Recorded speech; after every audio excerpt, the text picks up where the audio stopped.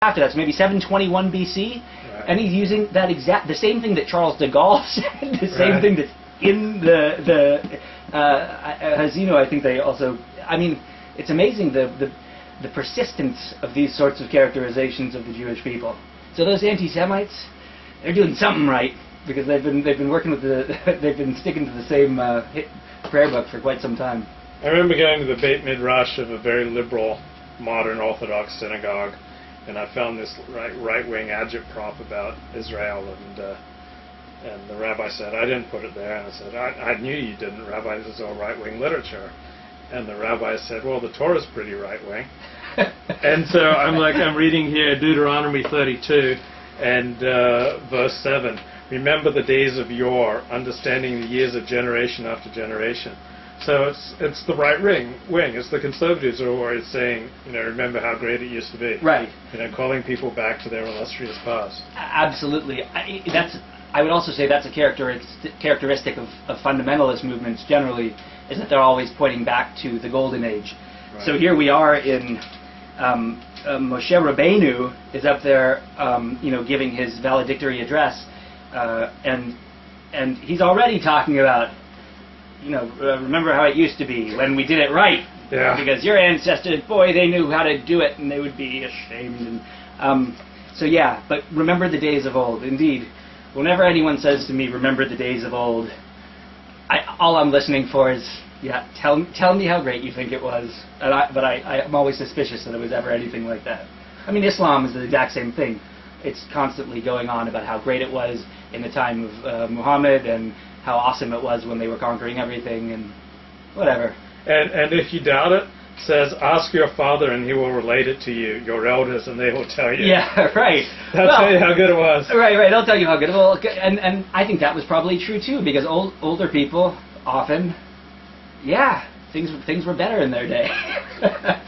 So whatever generation you're in, and you can read this in anything from antiquity, that if you talk to the old people, I mean, literally Cicero will tell you this, that if you talk to the old people, it wasn't like the kids now, they're not like they were back in our day, things were better.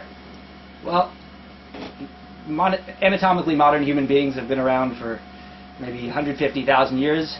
Things were always, and one constant is that things were always better before. So verse 15, it says that Jeshurun became fat and kicked. In the ArtScroll commentary, when the nation's elite pursued physical pleasures, growing fat, thick, and corpulent, the outcome was that the ordinary folk deserted God and showed him contempt. Such is human nature. When the great stray a little bit, the commoners fall into a steep decline. So, I mean, Jews are certainly fat. Yeah, I was going to say, my wife and I had a conversation, my in-laws and I had a conversation this week about that. It's actually one of the reasons that they are, that family, the Jewish family, are repelled by Judaism, is that they're, for whatever reason, they got the Protestant thing into them and they just believe in moderation. And the fact that they think uniquely among religious movements that the people who are most pious are also the most portly, gives them great pause. Yeah. Now I'm thinking of where the Sforno says, such is human nature, when the great stray a little bit, the commoners fall into a steep decline. So I'm thinking this means that we could go out and we could snort cocaine off hookers. Right. And we could still come back here and teach Torah the next week.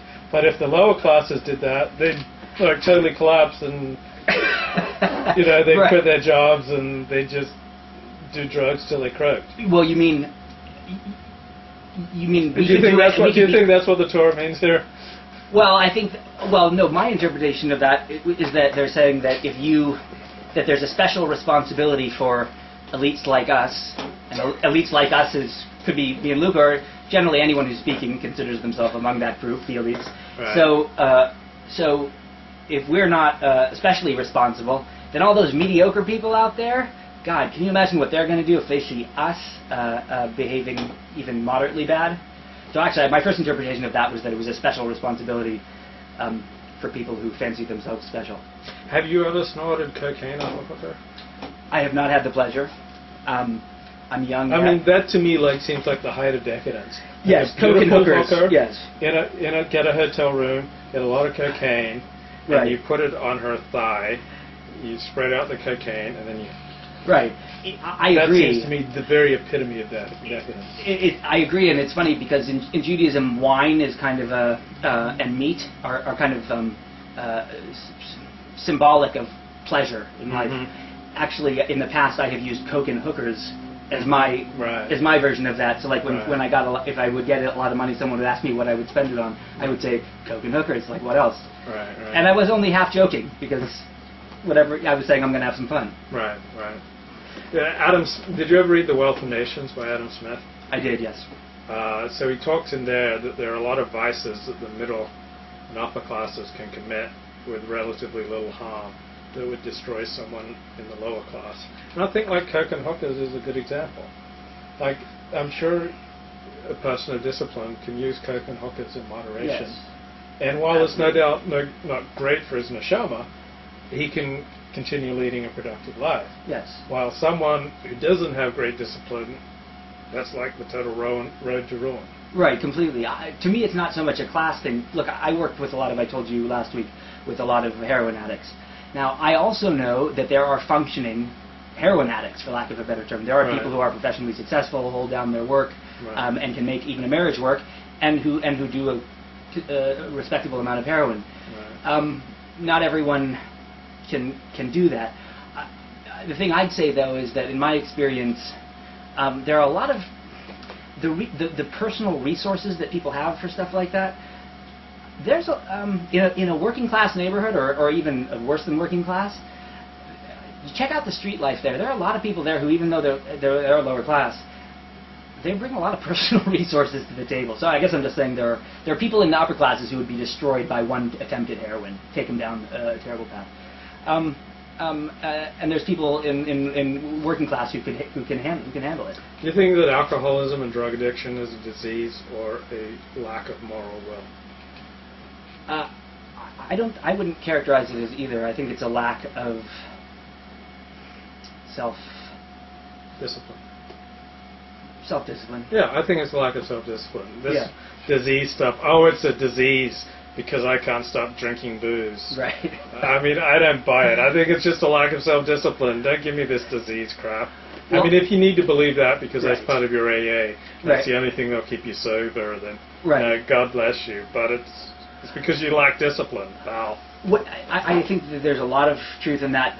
One thing I would say, though, is that there's a lot of things that... See, it's interesting. The problem with, in my experience with the medical profession, one of the things they do is anything that they can improve with medication, they then classify as a disease. Right.